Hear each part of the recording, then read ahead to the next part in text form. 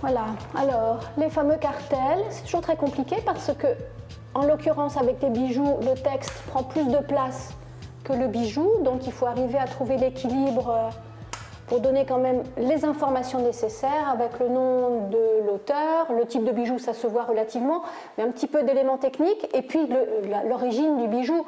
C'est vrai que là, il y a deux dons très très importants, de Andy Thomas d'un côté, de Simone Christel de l'autre, qui font un ensemble très très important sur la partie, on va dire, entre deux guerres.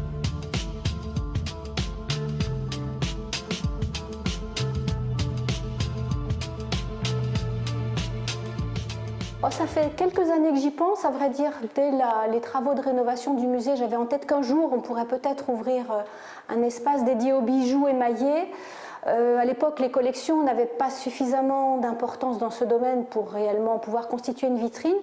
Et il se trouve que depuis une dizaine d'années, et plus particulièrement ces 2 dernières années, des donateurs se sont manifestés. Quelques acquisitions également ont pu être faites et ben voilà, on a aujourd'hui un ensemble vraiment significatif. Il n'est pas exhaustif, hein, il y aurait évidemment encore beaucoup de choses à y rajouter, mais représentatif malgré tout de la production de bijoux en émail de Limoges, mais aussi quelques pièces venant d'ailleurs. Il y a finalement différentes logiques. Il y a l'aspect technique, mais c'est peut-être pas forcément le plus intéressant. Il y a la typologie du bijou. Alors le bijou, c'est quoi? C'est des broches, des pendentifs, mais aussi des bracelets, des accessoires du costume comme les boucles de ceinture. Et puis ce sont des sujets iconographiques.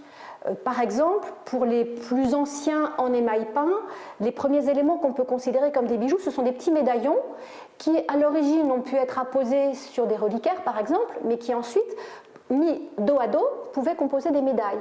Et on a des médailles conservées, quelques-unes, qui montrent cet usage très particulier, qui est à la fois la médaille de chapelet, on en a un exemple exposé depuis longtemps dans les vitrines du XVIIe siècle, mais aussi des médailles qu'on pouvait porter avec le sein correspondant au prénom de la personne à qui ce bijou est offert, ou bien un usage secondaire, donc comme le cas de ce bracelet de deuil, puisqu'il est posé sur un ruban de soie noire, avec une médaille du XVIIIe siècle, réemployée un siècle plus tard dans la famille Rubin.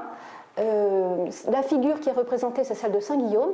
Or, des Guillaume Rubin, il y en a eu presque à toutes les générations, et on peut penser que ce médaillon était dans la famille et que l'un des orfèvres du début du XIXe siècle de la famille Rubin a composé ce bijou après le décès d'un membre de sa famille.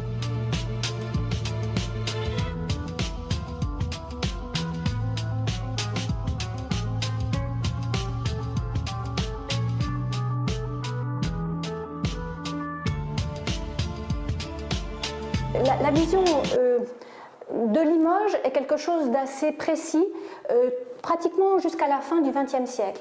Et quel que soit l'atelier qui pratique l'émail, on a le cas par exemple ici très intéressant des pièces des débuts, le numéro 30, ce sont 2 pendentifs des débuts de l'atelier Christel Duban et à côté 2 émaux de l'atelier Magadou. Quand on les regarde comme ça, très honnêtement, c'est difficile de les attribuer à un émailleur donné. Donc c'est vraiment la signature ou l'information primaire les concernant qui permet d'identifier l'atelier d'origine. Et c'est le cas pour tous ces bijoux représentant des fleurs, dont on est bien incapable, en les regardant, sauf quelques-uns très précis, d'identifier quel en est l'auteur. De la même façon, les montures sont un petit peu interchangeables, les émailleurs soit s'adressant au même fournisseur, soit étant eux-mêmes les sous-traitants multiples d'un même bijoutier, à Limoges ou ailleurs.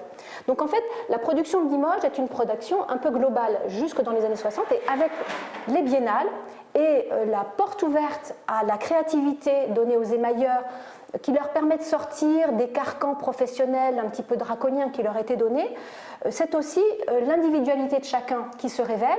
Et à partir de ce moment-là, des bijoux de Limoges, ce sont des bijoux par exemple de Christel, on reconnaît là très bien la pratique particulière, les colorations particulières de l'atelier Christel.